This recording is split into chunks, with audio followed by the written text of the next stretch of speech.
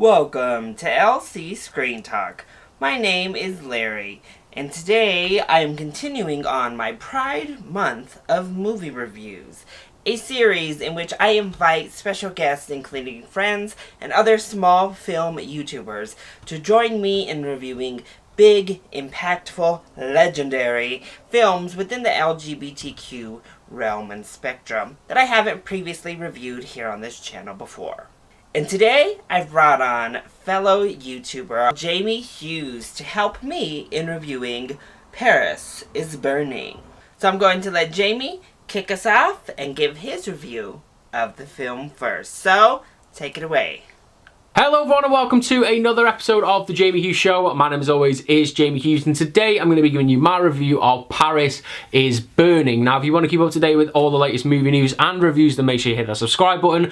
And as always with my videos, this review may include spoilers, so you have now been warned. So before I jump into this review, I just want to say thanks to Larry for having me on his channel, asking me to be part of this event and asking me to collaborate on this review with him. And if I'm being totally honest, Paris is Burning is not a movie that I would have actively sought after to watch if it wasn't for Larry asking me to review this film. But now I've seen this film, I am so glad I have, and I'm so appreciated of this movie. What an incredible and an incredibly important story this movie is. To go back and look at a subculture that is almost forced underground, and then you look at this story that they tell in this movie, and you look at the culture, and as I say, the whole kind of almost cast of characters, and you look at kind of how almost groundbreaking this film was, because you fast forward now to 2018 and say 26, 27 years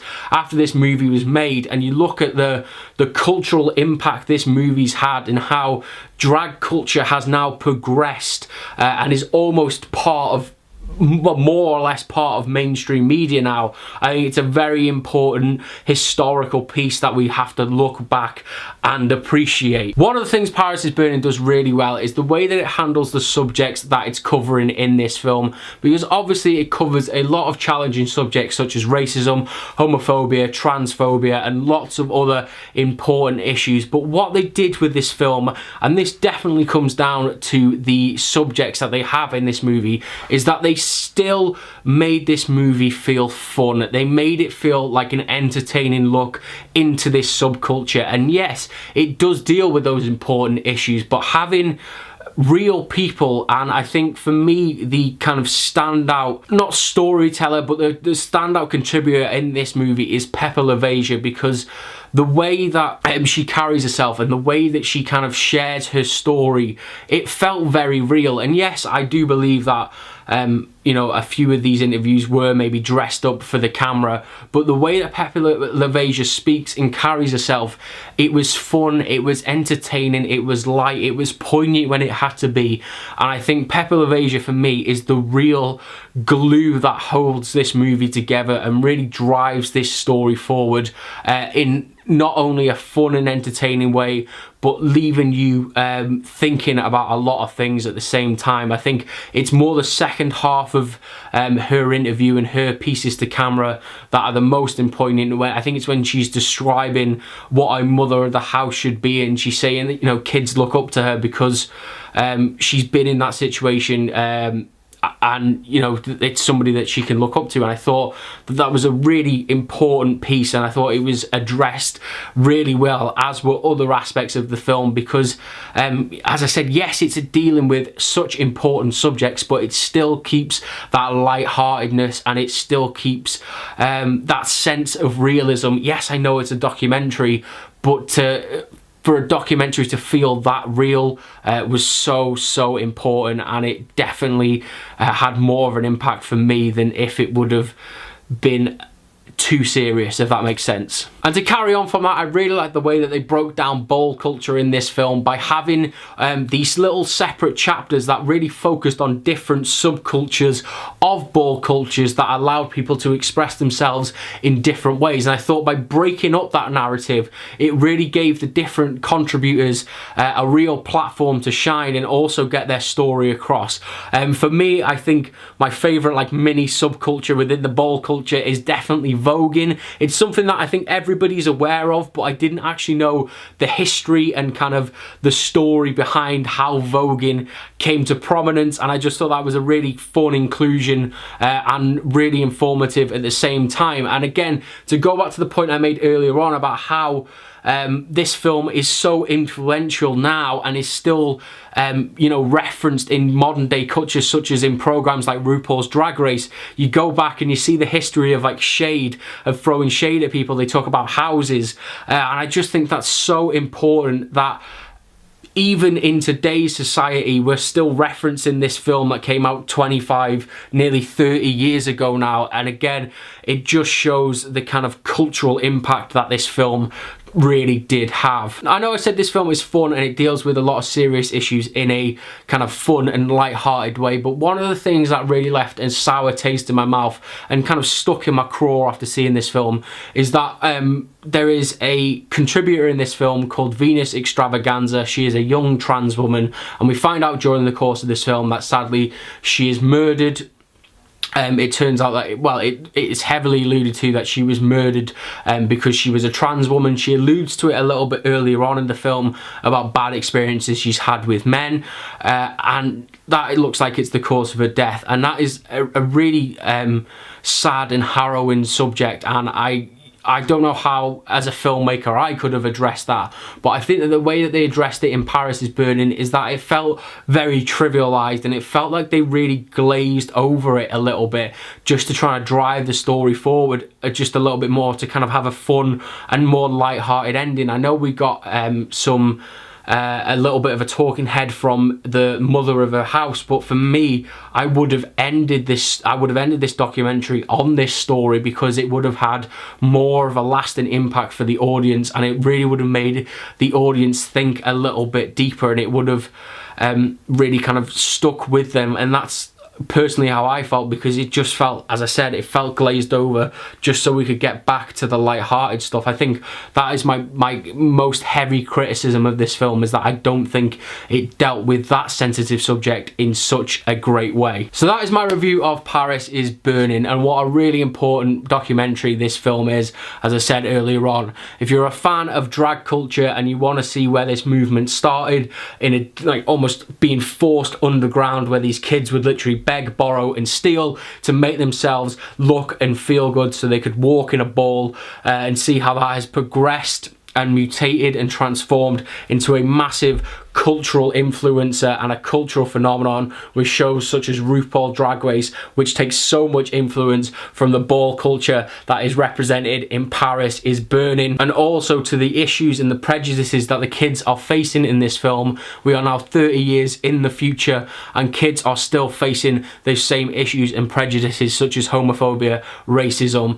and transphobia. I think that that is a very important point, that the fight is still not done. So that is my review, as I said, of Paris is Burning. If you have seen Paris is Burning, let me know what you thought about it, as always, down in the comments below. Just want to say thank you very much once again to Larry for having me on his channel to talk about Paris is Burning. And if you want to keep up to date with all of the Jamie Hughes Show related goodness, then you can follow me on Twitter, it's Jamie Hughes 17. On Instagram and Facebook, it's the Jamie Hughes Show. And as always, if you want to keep up to date with all the latest movie news and reviews, then make sure you hit that subscribe button. I'll see you in the very next episode of the Jamie Hughes Show. Ta-ra!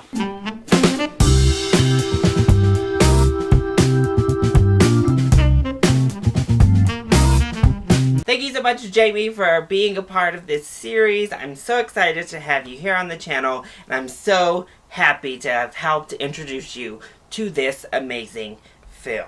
Everybody, please make sure that you check out his channel. I'm going to be leaving all of his social media and obviously YouTube links down below. But he does great work with amazing reviews and movie news over on his channel.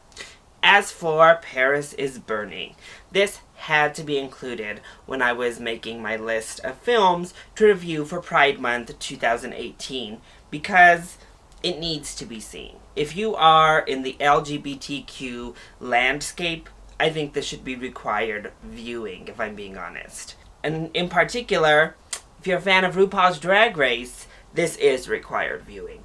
So much culture and so much history goes missing, and you lose so many layers of context when you don't view something like Paris is Burning, but you're a fan of current day drag.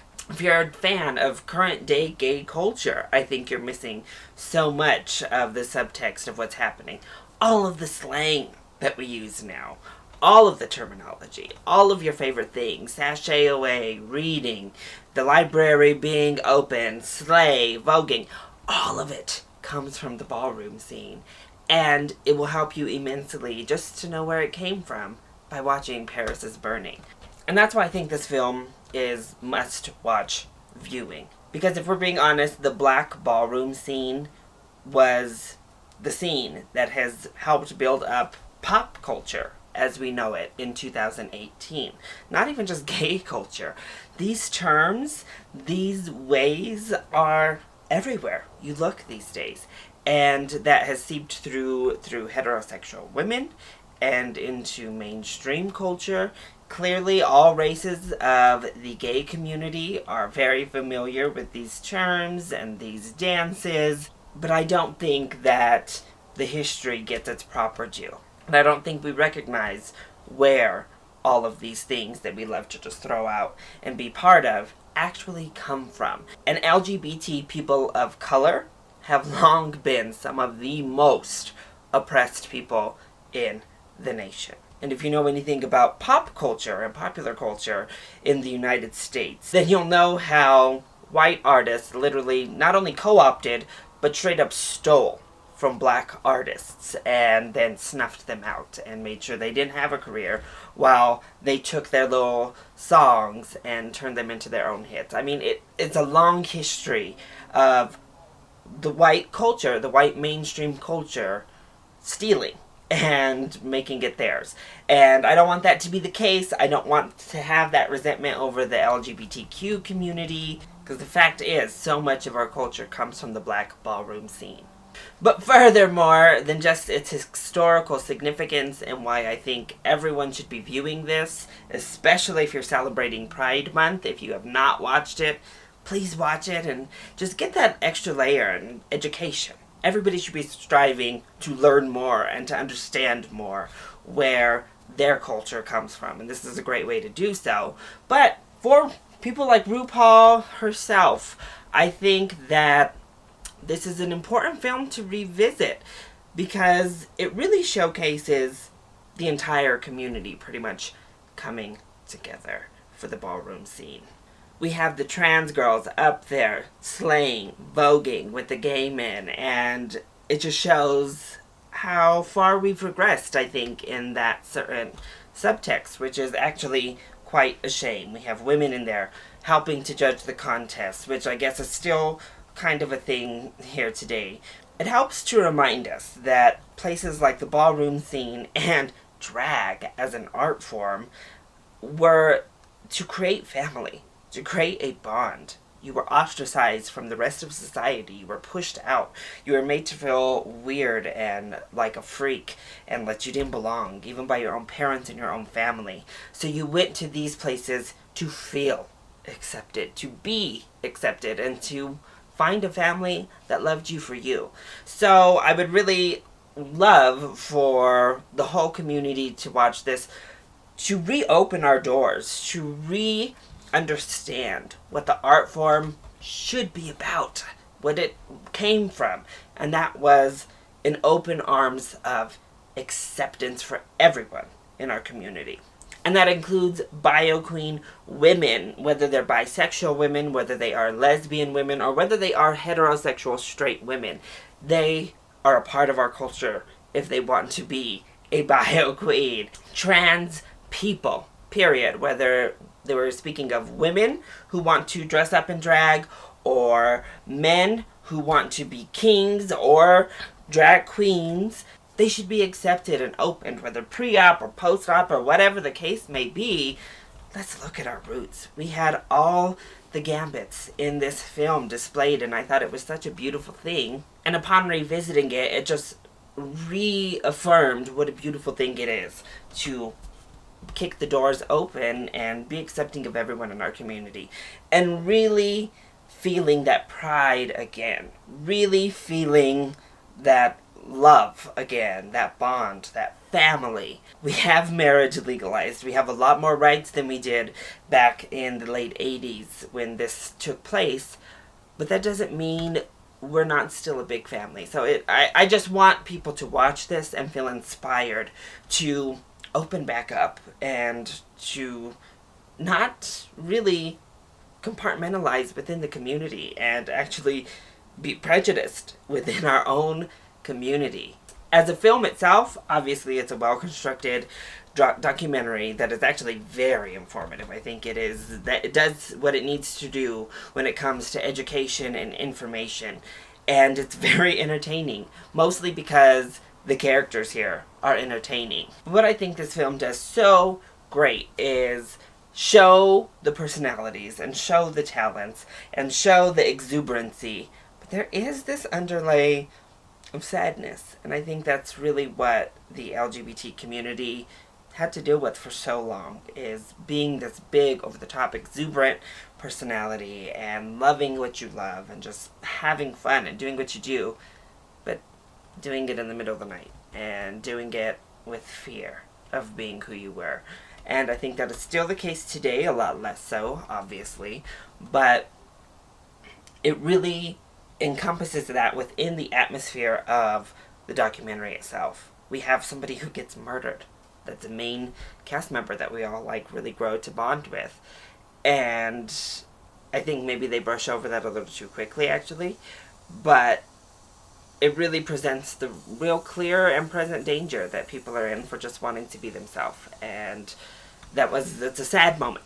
And even as they talk about not really being able to aspire to the hopes and dreams they have, it has that air of reality there that I think is really important. So not only do I think this is an entertaining, great watch as a film, I do think Paris is Burning is a staple that everybody within the LGBTQ IAA++ community should watch. It is a historical point in LGBT film, and I think it would do us all a lot of good. If you've seen it, to revisit it. If you haven't seen it, to go ahead and watch it. It will give us all a greater understanding. It will educate and hopefully help to open up the doors of acceptance within our own family once again. So again, thank you so much, Jamie Hughes, for joining me for this review. Make sure that you head on over to his channel, hit that subscribe button, and follow him on the social media accounts. And since you're already here, why not like this video and subscribe to this channel while you're at it? I love you all so much for your continued support. Mwah! Thank you for watching, and I'll see you next time. Bye!